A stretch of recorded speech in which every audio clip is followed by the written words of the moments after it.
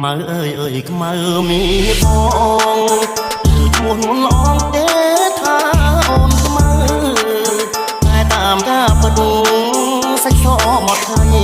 តែមកតាយស្រីថ្លៃហើយខ្មៅពីតូចឆ្នាំថ្មីខ្មៅពេញក្រមុំ